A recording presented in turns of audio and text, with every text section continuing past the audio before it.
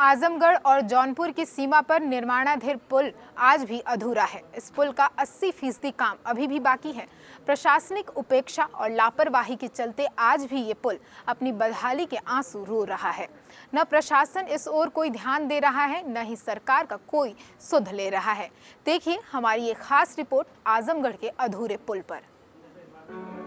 आजमगढ़ का अधूरा पुल, समाजवादी पार्टी के मुखिया मुलायम सिंह यादव का संसदीय क्षेत्र, आधा अधूरा विकास का पूरा सच।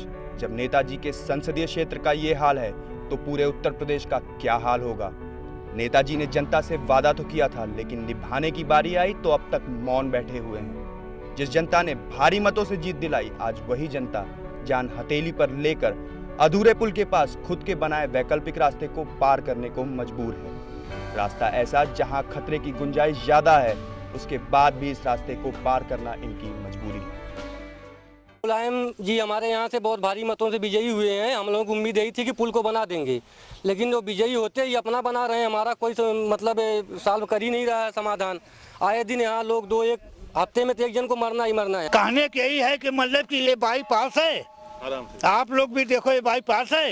ये क्या तरीका बाईपास का, रोज एक गाड़ी होता है। कितना आदमी मर गया इधर, कोई मंत्री आ रहा देखने के लिए। अब तो सुना आपने आजमगढ़ की जनता की सच्चाई। आपको बता दें कि आजमगढ़ और जौनपुर की सीमा पर निर्माणाधीन पुल अभी भी अधूरा विकास का पूरा सच है।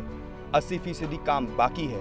1938 में बने इस पुल को पिछले साल दिसंबर में ही तोड़ दिया गया था, ताकि यहाँ की जनता को नए पुल का तोहफा दिया जा सके। लेकिन तोहफा तो नहीं मिला, तकलीफ जरूर बढ़ गई। इस पुल को बनाने का जिम्मा लोक निर्माण विभाग को दिया गया था। पुराने पुल को तोड़ दिया गया, लेकिन वैकल्पिक रास्ता नहीं बनाया गया। शासन की तरफ से एक बाईपास बनाया गया, जहां 8 किलोमीटर घूमकर जाना पड़ता है। करीब ये समझ लें कि इस एरिया में कम से कम 4-5 लाख की आबादी के जो गांव हैं, हमारे कई गांव हैं, उनको ये जोड़ता है। दिक्कत तो इतनी है इस क्षेत्र के लिए इस पुल के टूटने से कि आए दिन दुर्घटना और इमरजेंसी केस जब हो जाती है तो 8 किलोमीटर हम लोगों को घूम के जाना पड़ता है। लोक निर्माण विभाग इस पुल का निर्माण करवा रहा है। कॉन्ट्रैक्ट में लिखा था कि जून तक काम पूरा हो जाएगा, लेकिन यहाँ काम कर रहे मजदूर और कॉन्ट्रैक्टर कुछ और ही सच्चाई बयां कर रहे हैं। इस अधूरे पुल की सच्चाई क्या है, खुद सुन लीजिए।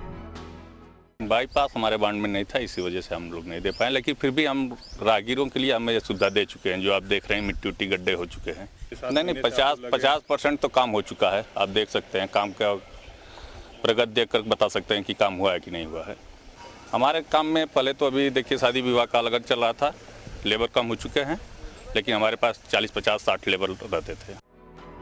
तो सुना आपने, ये है इस पुल का कॉन्ट्रैक्टर धर्मेंद्र सिंह।